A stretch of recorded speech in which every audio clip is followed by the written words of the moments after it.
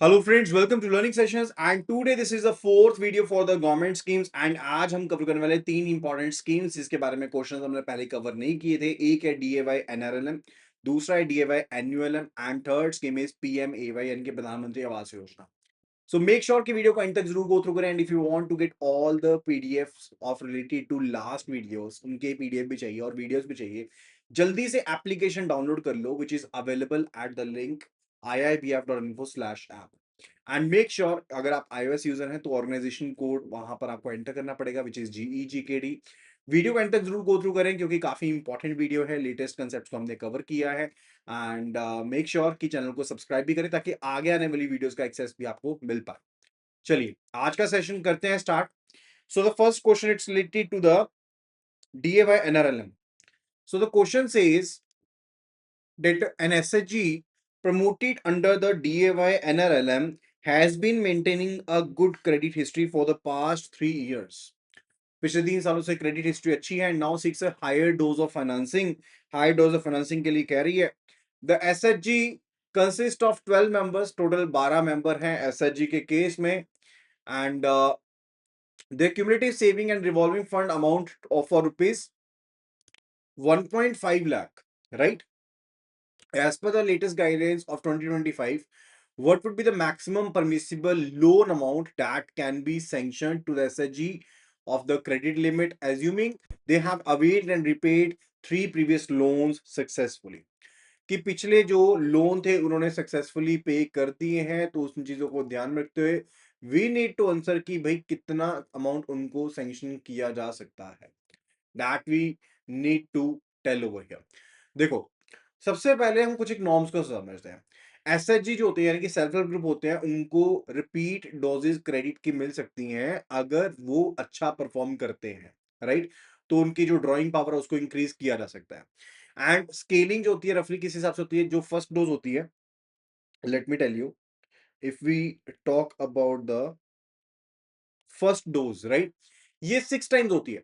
यानी कि मिनिमम जो कॉर्पस होगा, right, 6 times of minimum corpus amount, minimum of the corpus amount और ₹1,00,000, 1 लाख का 6 टाइम, या फिर जो कॉर्पस अमाउंट होगा उसका कम से कम 6 टाइम जो अमाउंट होगा वो दिया जाएगा, whichever is higher. Second जो डोज होती है वो होती है 8 टाइम्स, इसी सेम वे में 8 टाइम्स होती है, right, 8 times of the corpus और 8 टाइम ऑफ द कॉर्पस और ₹2 lakh, whichever is higher, right. जो थर्ड डोज होती है, the third dose, right, that is minimum 3 lakh, जो कि माइक्रो क्रेडिट प्लान दिया जाएगा एंड पर्टिकुलर या फिर लेट से प्रीवियस क्रेडिट हिस्ट्री होगी उसके हिसाब से, यानी कि 3 लाख रुपए कम से कम और as per the micro credit plan, ठीक है। एंड जो फोर्थ डोज होगी वो कम से कम 5 लाख रुपए दिया जाएगा based upon the MCP. Fourth dose onward जो अमाउंट दिया जाता है वो 5 लाख का अमाउंट सैंक्शन किया जाता है और एज पर द एमसीपी जो माइक्रो क्रेडिट प्लान होगा उसके हिसाब से पैसा दिया जाएगा। एसएचजी, अगर हम कॉर्पस की बात करें तो उनकी खुद की सेविंग्स, रिवॉल्विंग फंड, इंटरेस्ट जो उन्होंने इंटरनल लैंडिंग से जमा किया है, जो उनको इनकम हुई अदर सोर्सेज से, प्लस जो सपोर्ट या प्रमोटेड फंड्स मिले हैं, वो सब किस में शामिल होते हैं? वो सब शामिल होते हैं कॉर्पस की डेफिनेशन में। एंड अगर हम इस केस में मिला के चलें तो 12 मेंबर्स है यानी कि परमिटेड रेंज के अंदर है एंड क्यूमुलेटिव सेविंग्स द्वारा जो सब कुछ चीजें बताई गई हैं, those are mention to be 1.5 lakh, 1.5 lakh की बताई गई हैं। हम इसे कॉर्पस मान रहे हैं, राइट, ये कॉर्पस है एंड उन्होंने पिछले 3 जो लोन्स हैं उनको सक्सेसफुली वापस किया, तो डेफिनेटली वो एलिजिबल भी हैं, किसके लिए? थर्ड डोज के लिए एलिजिबल भी हैं, राइट, या फिर लेट्स से फोर्थ डोज के लिए एलिजिबल है, डिपेंडिंग कि उनकी क्या इंटरप्रिटेशन है। अब थर्ड डोज के नॉर्म्स क्या होते हैं? 3 लाख रुपए कम से कम मिलेगा या एमसीपी के हिसाब से पैसा मिलेगा। एंड फिफ्थ डोज होता है कि जिसमें उनको कम से कम कितना पैसा मिलेगा? फोर्थ डोज में आपको 5 लाख कम से कम मिलेगा। थर्ड डोज के हिसाब से मैंने अब क्या बताया था आपको? थर्ड डोज के हिसाब से, अगर सेकंड डोज के हिसाब से चलें तो आपको कितना अमाउंट मिला था? 8 टाइम्स ऑफ द कॉर्पस। अब कॉर्पस कितना था अगर सेकंड डोज मान के चले?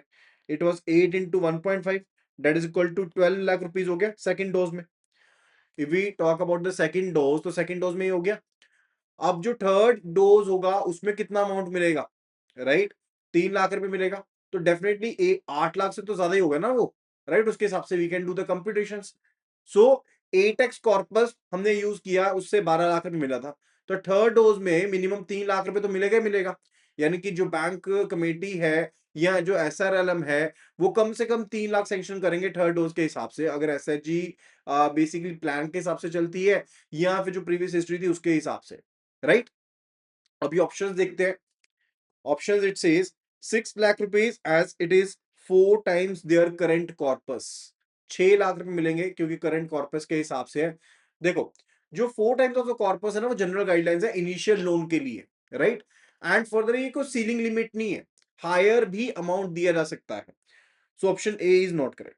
Option B, at least 6 lakh rupees with the potential for a higher amount based on the bank's assessment of their credit absorption capacity and proposed business plan. Right? Option C, a maximum of rupees 5 lakh as per the cap of the SHGs with more than 10 members. Rupees 10 lakh as they have a proven track record of timely repayments. So what would be it? कितना amount sanction किया जाएगा? तो minimum जो amount बनता है dose के हिसाब से, because we have already told कि पिछले 3 लोन वापस कर चुके हैं, तो it's basically time for the fourth dose. ये फोर्थ डोज है, ठीक है? तो मिनिमम 5 लाख रुपए दिया जाएगा एंड बाकी माइक्रो क्रेडिट प्लान के हिसाब से, तो answer would be none of the above. तो I am creating a new option over here that is none of the above. तो उसके हिसाब से अमाउंट जो है that is to be sanctioned, right? So option E would be the correct answer. Now let's move to the second question. It says Mr. Virat Kohli belonging to the middle income group, that is MIG1, right? Category has applied for a home loan under the PMAYU credit linked subsidy scheme, CLSS के अंदर उन्होंने apply किया है।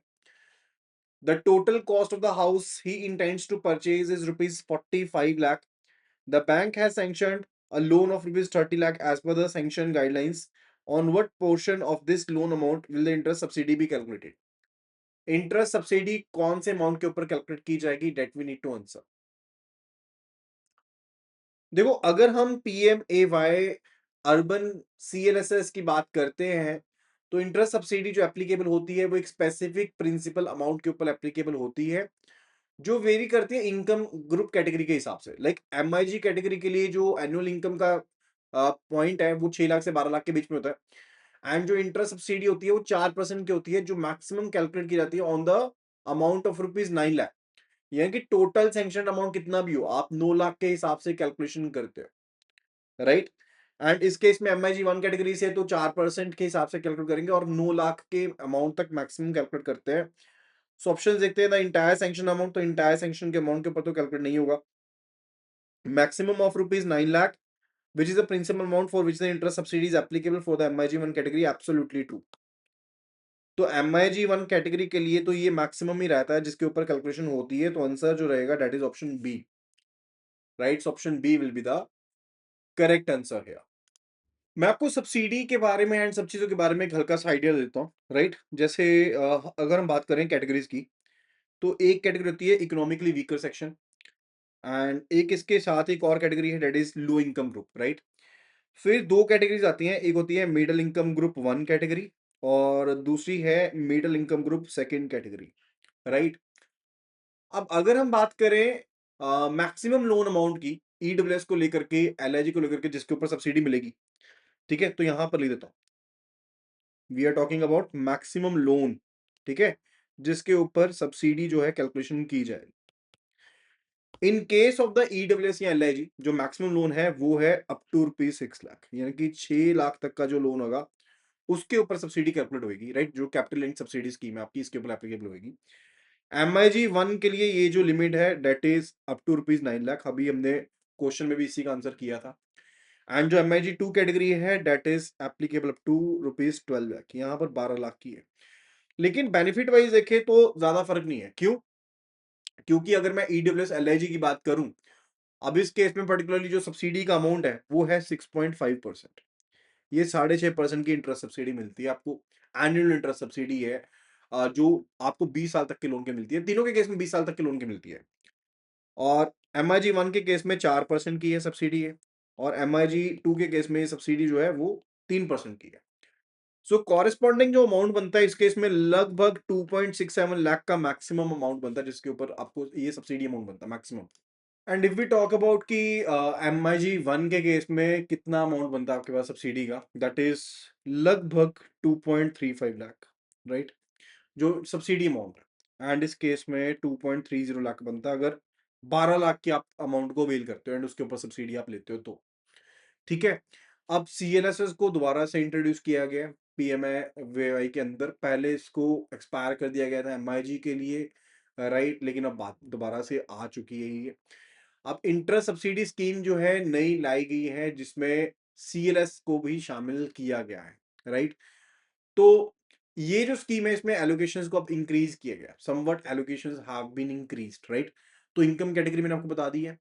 And अगर मैं बात करूं related to carpet area, जो कारपेट एरिया मैक्सिमम हो सकता है ना, let me right over here, क्योंकि ये चीजों के रिलेटेड ना क्वेश्चन बार बार बनते ही बनता है कि कारपेट एरिया मैक्सिमम कितना होगा।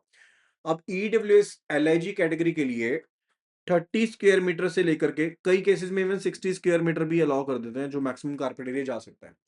एमआईजी 1 के लिए ये जो कारपेट एरिया की डेफिनेशन है कि इससे ज्यादा का कारपेट एरिया नहीं होना चाहिए, वो है 160 स्क्वायर मीटर का। And for MIG2 this is 200 square metre, यानी कि 200 स्क्वायर मीटर तक आपका घर जो है वो हो सकता है, जिसके लिए आपको ये सब्सिडी मिल सकती है। लोन का टेन्योर सभी सिनेरियोज में, जो लोन का टेन्योर है वो 20 ईयर्स का मैक्सिमम रहेगा, जिसके हिसाब से जो सब्सिडी है उसे कैलकुलेट किया जाता है। एंड बेनिफिशियरी सिर्फ एक ही वर्टिकल में एक ही असिस्टेंस को ले सकते हैं, ऐसा नहीं बार बार अप्लाई करेंगे और बार बार उनको वो बेनिफिट मिल जाएगा, ऐसा कुछ भी नहीं है, right. And if we talk about the key components, मैं दोबारा से बताता हूँ। एक होता है कि आपको बेसिकली बेनिफिशियल लेड कंस्ट्रक्शन या इनहांसमेंट के लिए मिलता है, असिस्टेंस मिलती है इंडिविजुअल को घर बनाने के लिए या अपने घर को इनहांस करने के लिए, या फिर we can say for AHP purpose, यानी कि अफोर्डेबल हाउसिंग इन पार्टनरशिप है, जहां पर पब्लिक प्राइवेट डेवलपर्स हैं, कुछ पोर्शन बेसिकली सेट असाइड कर रहे हैं ईडब्ल्यूएस के लिए, वहां पर इसका बेनिफिट है। या फिर आईएसएसआर है, ठीक है। ये अलग अलग ना कंपोनेंट्स हैं किसके, पीएमएवाई, पीएम ए वाई 2.0 के कंपोनेंट है ये, राइट। पहला कंपोनेंट बताया मैंने आपको बीएलसी। बीएलसी क्या है, this is beneficiary led construction, right, जहां पर बेनिफिशियरी खुद से घर बना रहा है या उसको इनहांस कर रहा है उसके लिए। सेकंड है affordable housing in partnership, that is AHP. Third जो कंपोनेंट है इसका वो है आईएसएसआर। आईएसएसआर पता क्या है, इन सीटू स्लम रीडेवलपमेंट, यानी कि जहां पर स्लम को रीडेवलप करना है उसी लैंड को एज रिसोर्स यूज करके किसी डेवलपर के साथ पार्टनरशिप करते हुए, राइट। फिर है interest subsidy scheme, that is ISS, ISS, right, जिसमें सीएलएसएस भी शामिल रहते हैं एलिजिबल लोन कैटेगरीज के लिए, दैट्स इट, राइट। तो पीएमएवाई जो अर्बन स्कीम है इसको 2015 में लॉन्च किया गया था, हाउसिंग फॉर ऑल करके, कि सभी अर्बन पुअर स्लम डिवेलपर्स जो है या जो ईडब्ल्यूएस कैटेगरी से है, एलआईजी कैटेगरी से है, एमआईजी ग्रुप्स के लिए है, उनको पैसा मिलेगा। ओरिजिनल मिशन का जो पीरियड था वो 31 मई 2022 तक का था, राइट। अब नए फेज में पीएमएवाई 2.0 आया, इसको लॉन्च किया गया 1 सितंबर 2024 से आया, जिसमें 5 साल का पीरियड कवर किया जा रहा है। एंड इसका मेन एम क्या है कि जो हाउसिंग नीड्स है 1 करोड़ अर्बन फैमिलीज की, उनको कंप्लीट करना है, that's the main thing, right. ये पॉइंट है। चलो अभी चलते हैं हम नेक्स्ट क्वेश्चन की तरफ, क्वेश्चन नंबर 3 की तरफ। It says a self group formed under DAY NULM in Mumbai. तो डीएवाई एन्यूएलएम के अंदर एक सेल्फ हेल्प ग्रुप जो है उसे बनाया गया है, जिसमें जो नंबर ऑफ मेंबर्स हैं those are 8 members, right, 8 member है। engaged in a micro enterprise of producing and selling handicrafted goods. They have been operational for over a year and now wish to avail a group loan for to scale up their activities. As per the interest subvention provisions of DAY NULM for 2025, what is the effective rate of interest they would be bearing a loan of on rupees 5 lakh if they ensure prompt repayment? यानी कि अगर वो prompt repayment कर रहे हैं तो क्या interest rate उनके ऊपर applicable होगा, that we need to tell. Now the point is कि अगर अगर हम बात करते हैं related to self employment programme के बारे में बात करते हैं, राइट, बैंक जो है वो सेल्फ हेल्प ग्रुप्स को लोन देते हैं, खास करके अर्बन पुअर को लेकर के भी लोन देते हैं, प्रिवेलिंग रेट ऑफ इंटरेस्ट के ऊपर देते हैं, एंड वो इंटरेस्ट सब्सिडी के लिए भी एलिजिबल होते हैं, जिसको हम सबवेंशन बोल देते हैं, राइट, ताकि जो रेट ऑफ इंटरेस्ट लग रहा है एसएचजी को वो कम रेट ऑफ इंटरेस्ट लगे। जो स्कीम है वो इंश्योर करती है कि जो बैंक के रेट का डिफरेंस होगा एंड 7% पर एनम को होगा, वो बेसिकली रीइंबर्स कर दिया जाएगा। यानी कि लेट्स से अगर बैंक रेट ऑफ इंटरेस्ट लगा रहा है 11%, तो नेट इंटरेस्ट जो ग्रुप को लगेगा ना वो 7% का लगेगा। वो 4% जो है वो बेसिकली बैंक रिक्लेम कर सकता है, उसको रीइंबर्स कर दिया जाएगा बैंक को, एंड अल्टीमेटली जो एसएचजी ग्रुप है उसको तो ये 7% का इंटरेस्ट लगने वाला है। एडिशनली अगर वुमेन सेल्फ हेल्प ग्रुप है, डब्ल्यूएसएचजी है, ठीक है, एंड अगर वो टाइमली रीपे कर रहे हैं लोन को, लोन रीपेमेंट शेड्यूल के हिसाब से, तो 3% की अलग से सब्सिडी मिल जाती है, यानी कि इफेक्टिव रेट ऑफ इंटरेस्ट उस केस में 4% का पड़ता है, राइट, प्रॉम्प्ट प्रीपेमेंट अगर की जाती है उस केस में। अब ग्रुप जो है वो 8 मेंबर्स का है, अर्बन का है मुंबई में, क्योंकि ठीक है वो हैंडीक्राफ्ट को प्रोड्यूस कर रहे हैं, तो एक ग्रुप एंटरप्राइज है, डीएवाई एनयूएलएम के अंदर, एससीपी एसएचजी कैटेगरी के अंदर आते हैं।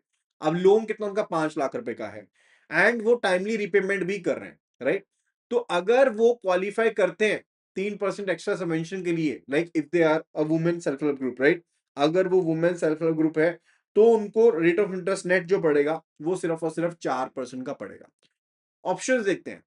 The prevailing market interest rate with no subvention available for the group enterprises, तो क्या ऐसा रहेगा कि कोई उनको बेनिफिट नहीं मिलेगा? नहीं, बेनिफिट तो मिलेगा। वो की सबवेंशन जो है, इंटरेस्ट सबवेंशन, वही तो की फीचर है, तो ऑप्शन ए तो क्या गलत? Option B, a flat rate of 7%, क्या फ्लैट रेट मिलने वाला है 7% का? देखो 7% इफेक्टिव रेट होता है, कोई फ्लैट रेट नहीं है, so option B is also not the correct answer. Option C, the interest rate charged by the bank with an additional interest subvention provided by the government to make effective rate of 7%. Any interest charged by the bank above 7% will be subvented. Absolutely correct. तो option C जो है, that is the correct answer here. That's the correct answer over here, right? And 4% का कब मिलेगा? वो तो different schemes के अंदर, अगर वुमेन एसएचजी तो मिलेगा, right. Now let's move to the next question. Two self-help groups, Ganga and Yamuna, from a district not falling under the category 1 classification, right? तो दो सेल्फ हेल्प ग्रुप है, एक self help group का नाम है गंगा, दूसरा है यमुना, एंड ये कैटेगरी 1 डिस्ट्रिक्ट क्लासिफिकेशन के अंदर नहीं आते हैं। Have each availed a loan of rupees 4.5 lakh, 4.5 lakh का लोन इन्होंने अवेल किया हुआ है, right? The bank has charged an interest rate of 12% per annum to Ganga and 13% per annum to Yamuna based on their internal credit risk assessment. As per the 2025 interest subvention guidelines for DAY NRLM, what will be the difference in effective annual interest rate paid by Ganga and Yamuna after accounting for the subvention on prompt repayment? तो क्या basically difference रहेगा उसके बारे में हमने बताया। देखो अगर मैं डीएवाई एनआरएलएम की गाइडेंस के बारे में देखूं, तो अगर ऑल वुमेन एसएचजी है डीएवाई एनआरएलएम के अंदर, तो वहां पर इंटरेस्ट सबवेंशन मिलती है, जिसकी वजह से 3 लाख तक का अगर लोन दिया जाता है ना, तो वो आपके पास आपको इफेक्टिव रेट ऑफ इंटरेस्ट पड़ेगा कितना? 7% का, राइट। एंड अगर कैटेगरी 2 डिस्ट्रिक्ट है, अगर कैटेगरी 2 डिस्ट्रिक्ट है जो बेसिकली इंटेंसिव डिस्ट्रिक्ट्स के अंदर नहीं आते हैं, तो अगर 3 लाख तक का लोन है, तो बैंक बेसिकली डिफरेंस जो रहता है अमाउंट का उसको सबमिट करता है, राइट। 3 लाख से ऊपर कोई भी फिक्स्ड कंसेशन रेट नहीं है, सबवेंशन जो है वो सेम वे में अप्लाई होगी, लेकिन 3 लाख तक के अमाउंट के ऊपर। अब एसएचजी को इंश्योर करना पड़ेगा कि वो प्रॉम्प्ट रिपेमेंट करे, तभी उनको एडिशनल ये बेनिफिट मिलता है, राइट। अगर अगर कोई एसएचजी जो है एनआरएलएम के अंदर ये इंश्योर करता है कि वो प्रॉम्प्ट रिपेमेंट करेंगे, तो उस केस में जो नॉमिनल इंटरेस्ट रेट होगा वो सबवेंशन से रिड्यूस हो जाएगा टू 7%, तो वो रिड्यूस हुआ ही है, और प्रॉम्प्ट रेट से उनका इफेक्टिव रेट जो है वो 4% पर एनम बन जाएगा। अब अगर हम गंगा यमुना के केस में अप्लाई करके देखें, तो दो एसएचजी हैं, हम एज्यूम कर लेते हैं कि अगर ये वुमेन एसएचजी है लेट्स से, राइट, तो उसके केस में ये एक कैटेगरी 1 डिस्ट्रिक्ट के अंदर तो नहीं आते हैं, एंड हर एक ने लोन अवेल किया हुआ 4.5 लाख का। बैंक गंगा के ऊपर रेट ऑफ इंटरेस्ट लगा रहा है 12% का, और यमुना के ऊपर रेट ऑफ इंटरेस्ट लगा रहा है 13% का, राइट। एंड दोनों इंश्योर करते हैं प्रॉम्प्ट रिपेमेंट को। अब क्योंकि सबवेंशन स्कीम अप्लाई होती है सिर्फ 3 लाख के ऊपर, एलिजिबल पोर्शन के ऊपर, right, which will bring down the interest rate to 7%। Eligible portion के लिए अगर प्रॉम्प्ट रिपेमेंट की जाती है तो फर्दर 3 लाख के पोर्शन के ऊपर जो इंटरेस्ट लगेगा सिर्फ 4% का लगेगा। जो अमाउंट है 3 लाख से ऊपर यानी कि 1.5 लाख का अमाउंट है वो सबवेंशन में कवर नहीं होता है, एंड वहां पर नॉर्मल इंटरेस्ट रेट ही एप्लीकेबल होगा। तो अगर हम बात करें एज पर द गंगा के लिए बात करें, तो गंगा के लिए भी जो रेट ऑफ इंटरेस्ट लगेगा 3 लाख तक वो तो लगेगा 7% का, एंड उससे ऊपर रेट ऑफ इंटरेस्ट जो लगेगा that will not be covered under it, वो बेसिकली कवर नहीं होगा आपका, that won't be covered under the part, right.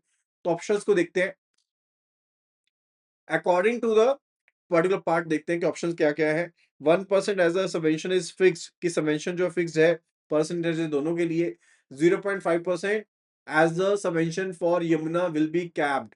देखो, अगर मैं 2025 की डीएवाई एनआरएलएम गाइडेंस को आपको बताऊं, अगर 3 लाख से ऊपर कोई लोन है एंड 5 लाख तक का है तो इंटरेस्ट सबवेंशन जो रहती है that's basically difference between the banks lending rate and further 7% तक का होता है, ठीक है। एंड मैक्सिमम सबवेंशन की कैप की गई है, मैक्सिमम जो सबवेंशन रहती है वो 5.5% की कैप है, इससे ज्यादा का आप नहीं दे सकते, राइट। यानी कि 3 लाख रुपए तक तो आपको 7% लगेगा, और 3 लाख से ऊपर जो है वो कैपिंग कर दी गई है कितनी, 5.5% की कैपिंग कर दी गई है। Now if we make the calculations for Ganga, अगर हम गंगा के लिए कैलकुलेशंस करते हैं, राइट, तो गंगा को रेट ऑफ इंटरेस्ट क्या लग रहा था, 12% का लग रहा था, 12% का इंटरेस्ट रेट इनको लग रहा है। सबवेंशन कितनी होगी, 12% माइनस 7% यानी कि 5% की सबवेंशन होगी, ये तो बेसिकली विद इन कैप है, तो इफेक्टिव रेट इनको 7% लगेगा। गंगा को इफेक्टिव रेट 7% लगने वाला डन हो गया, राइट।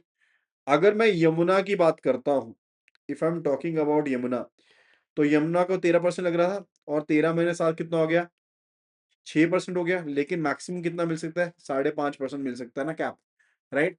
यहां पर जो इंटरेस्ट रेट लगेगा मैक्सिमम जो दिया जा सकता है सबवेंशन वो दिया जाता है 5.5%, तो इफेक्टिव जो इंटरेस्ट रेट रहेगा वो 7% नहीं होगा इस केस में, यमुना के केस में that will be 7.5%, right.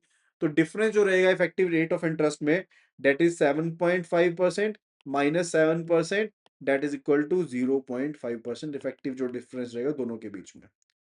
Clear है ये चीज। तो गाइडलाइंस मैंने आपको बता दी है कि गाइडलाइंस क्या क्या है, एंड उसके हिसाब से जो आंसर है that is option B, that is 0.5% as a subvention for Yamuna will be capped. Now let's move toward the next question. Mister A B de Villiers, a beneficiary under beneficiary led construction, that is BLC vertical of PMAYU, has received the first installment of his central assistance of rupees 50,000. He is constructing a new house on his own land as per the 2025 implementation guidelines. What is the mandatory stage of construction that must be completed and geotagged before second installment of rupees 1 lakh can be released to him by the urban local body? तो क्या चीज उनके द्वारा की जानी जरूरी है कि एक इंस्टॉलमेंट उनको मिल चुकी है और बाकी की जो 1 लाख की इंस्टॉलमेंट है वो भी उनको मिल जाए, तो what he need to do, completion of the foundation and the plinth level, completion of the initial lintel level which signifies the structure is taking shape, completion of the roof level ensuring the basic structure is ready for finishing. The second installment is released after 50% of the total project cost has been incurred by the beneficiary. देखो, जो plinth level होता है ना वो एक prerequisite होता है ताकि फर्स्ट इंस्टॉलमेंट दे दी जाएगी, दैट इज अ प्रीरिक्विजिट कि आपको फर्स्ट इंस्टॉलमेंट दे दी जाएगी, राइट, that is a plinth level, first instalment plinth level पर दी जाता है, तो वी कैन से ये प्लिंथ लेवल वाली जो बात है that's a first instalment stage और first stage we can say, right.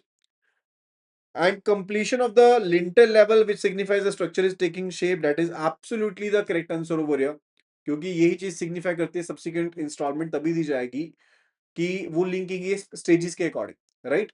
अब वो जियो टैगिंग के थ्रू वेरीफाई की जाएगी। सेकेंड इंस्टॉलमेंट रिलीज की जाती है जब कंस्ट्रक्शन लिंटल लेवल पर आ चुकी है, so option B is the correct answer. And if we talk about the roof level, ठीक है, तो यहां पर थर्ड एंड फाइनल इंस्टॉलमेंट दी जाती है। Third and final instalment is being given in this case, इस केस में दी जाती है, right. And further option D, the second instalment is release after 50%। देखो instalment release is basically tied to the physical progress, वो percentage of expenditure के हिसाब से नहीं होती है, तो ऑप्शन डी भी यहां पर गलत हो गया, right. So correct answer is option B. Now let's move toward the next question. A group of 5 street vendors in Chennai, including Mr. Sachin Tendulkar, have formed a common interest group. तो एक group है 5 street vendors का, इन्होंने मिलके एक common interest group CIG create किया under the support to urban street vendors, right? Component of DAY NULM. They are seeking a group loan to collectively procure raw materials for their food stalls. As per the 2025 guidelines, DAY NULM, what is the maximum permissible loan amount for this CIG? And what is the per member loan limit within the group loan? Per member loan limit क्या रहेगी group members के लिए, इस particular group में CIG के लिए, जो आपके पास एक कॉमन इंटरेस्ट ग्रुप है, right. So what will be the answer for this? A maximum of rupees 10 lakh for the group and with individual limit of rupees 2 lakh. A maximum of rupees 5 lakh for the group with the loan amount being up to 5 times the group's savings. There is no specific group loan provision for the CIG's street vendors. They can only avail for the individual loans. And the loan amount is determined by the urban local body on case by case basis without any specific ceiling. Right? देखो, अगर हम self employment programme की बात करते हैं under the DAY NULM, तो एक category है रहती है जिसको हम SCPG कहते हैं, we say it to be SCPG, right. And अगर ग्रुप के पास 5 मेंबर्स हैं लेट्स से, तो पर मेंबर कितना होएगा, पर मेंबर लोन आप कितना दे सकते हो उसके बारे में देखना है, राइट। एंड यहाँ पर इसी चीज के बारे में बताना है कि पर मेंबर लोन कितना मिल सकता है एंड ग्रुप को कितना लोन मिल सकता है। लेकिन ये जो देखो सेल्फ एम्प्लॉयमेंट प्रोग्राम की ग्रुप एंटिटी के लिए होती है, वो ऑप्शन ए के हिसाब से ठीक है, मैक्सिमम 10 लाख का लोन दे रहे हो इंडिविजुअल को, पर लाख पर इंडिविजुअल लिमिट 2 लाख की है। ये आपकी है ग्रुप SCPG के लिए, that is for self employment programme for group category, right, not for SUSV। SUSV के लिए नहीं है, वो अलग है। उसके लिए मैक्सिमम कितना रहता है, 5 लाख रुपए। अगर 1 लाख रुपए आपकी ग्रुप की सेविंग है, उसका 5 टाइम्स मैक्सिमम, लिमिटेड कितना है, मैक्सिमम कितना लिमिट है, 5 लाख का, इससे ज्यादा नहीं दे सकते। सो उसके according if you look at option B जो है, that is the correct answer, that is the correct answer. Now let's move toward the next question. DAY NRLM से रिलेटेड क्वेश्चन है, राइट, उसको देखते हैं। A well functioning SHG which has been in existence for over 2 years has accumulated corpus of rupees 2 lakh. They are now being considered for a loan under the cash credit limit system. The bank manager, Mr. Rahul Dravid, is assessing the eligibility. According to 2025 DAY NRLM guidelines, what is the minimum CC limit that the bank should sanction to this SHG? Assuming this, their first linkage with the bank, but they have a good repayment history with another lender. Right, तो क्या answer रहने वाला है उसके बारे में we need to answer. तो functioning अच्छी हो रही है SHG की, एंड एग्जिस्टेंस को 2 साल हो चुके हैं, कॉर्पस उनका 2 लाख रुपए का है, एंड उनको कंसीडर किया जा रहा है लोन के लिए, CC लिमिट आपने उनको देनी है। मैनेजर जो है वो राहुल द्रविड़ है, वो असेस कर रहे हैं, 2025 की DAY NRM गाइडेंस को फुलफिल करना है, एंड मिनिमम उनको CC लिमिट कितनी दी जा सकती है उसके बारे में हमने बताना है। देखो, जो हमारी अभी की गाइडलाइंस चल रही है ना 2025 की, ठीक है, रिवाइज गाइडलाइंस उनके अकॉर्डिंग कह रहा हूं मैं, राइट। SHG जो होते हैं, वो जो जिनको एग्जिस्टेंस से 6 महीने से ज्यादा हो चुके हैं, जिनका ट्रैक रिकॉर्ड अच्छा है, उनको मिनिमम जो लोन अमाउंट मिलेगा ना, कैश क्रेडिट कंपोनेंट मिलेगा, that is of rupees 5 lakh. ठीक है, कितना मिलेगा, 5 लाख रुपए का उनको मिनिमम कंपोनेंट मिलता है। तो गाइडलाइंस ये कहती है कि जो मिनिमम आप CC लिमिट दे सकते हो किसी SHG को पहले साल में, वो होता है कम से कम 1 लाख का। मिनिमम जो अमाउंट होता है वो होता है 1 लाख रुपीज, या फिर हम कहते हैं 5 times of the corpus, right. ये होता है पहले पहले साल के लिए, राइट। ये ड्राइंग पावर है for first year. Second year के लिए होता है 8 टाइम्स ऑफ द कॉर्पस, या फिर कम से कम 2 लाख रुपए। थर्ड ईयर के लिए होता है 3 लाख मिनिमम, या फिर जो माइक्रो क्रेडिट प्लान होगा उसके हिसाब से। लेकिन साथ के साथ जो फर्स्ट ईयर होता है, इसमें मिनिमम जो लिमिट सैंक्शन की जाएगी वो 5 लाख की सैंक्शन की जाती है। दिस इज अ गाइडलाइन कि जो सीसीएल सैंक्शन की जाएगी ना, कैश क्रेडिट लिमिट दी जाएगी, राइट, बैंक के हिसाब से कम 5 लाख की दी जाएगी हर एक एलिजिबल एसएचजी को सैंक्शन की जाएगी अंडर द सीसीएल, जब सीसीएल को सैंक्शन किया जाएगा, राइट। तो इस केस में जो कॉर्पस है देखो एक्यूमुलेटेड वो 2 लाख का है, तो कम से कम जो लिमिट दी जाएगी फिर भी बैंक के द्वारा वो कम से कम 5 लाख की तो दी ही जाएगी। जो मैक्सिमम दी जा सकती है वो 6 टाइम्स की दी जा सकती है। So accordingly we mark the answer option A will be the correct answer, right. चलिए अभी नेक्स्ट क्वेश्चन पे चलते हैं।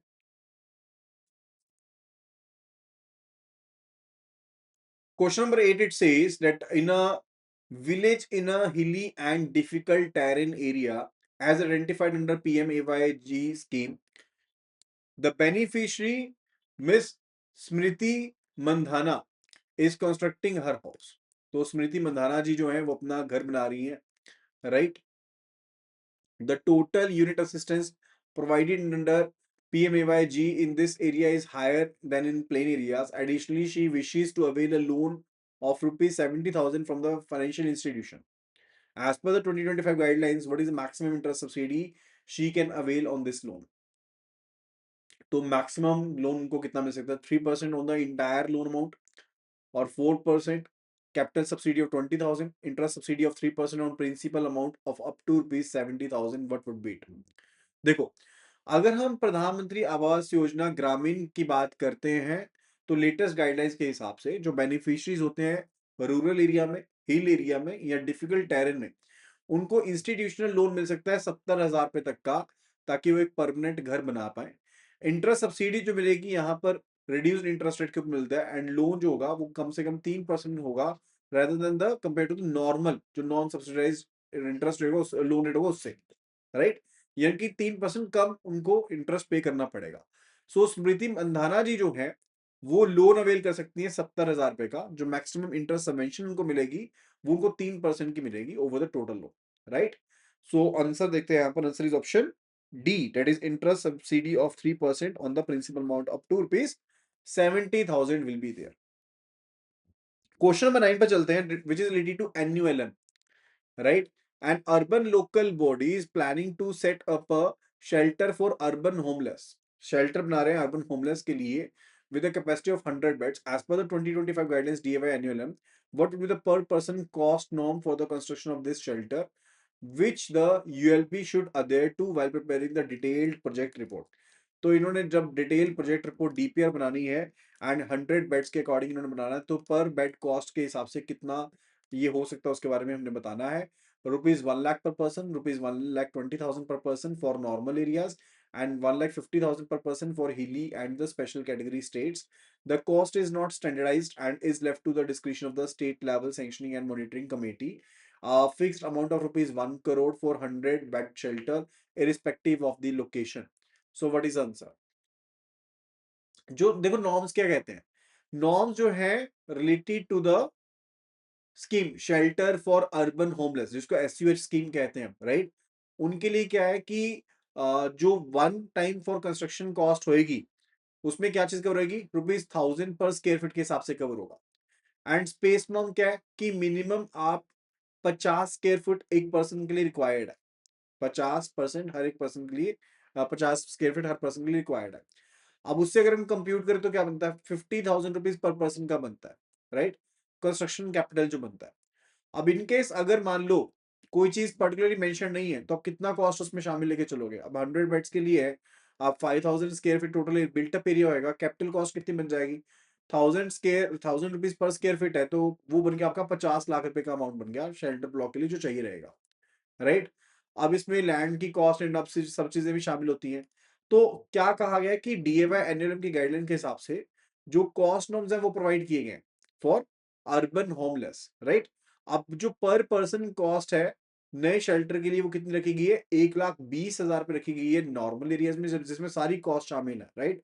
एंड अगर कोई लेट से हिली एरिया है या कैटेगरी स्टेट है वहां पर 1,50,000 रुपीज पर पर्सन के हिसाब से है। So option B is the correct answer.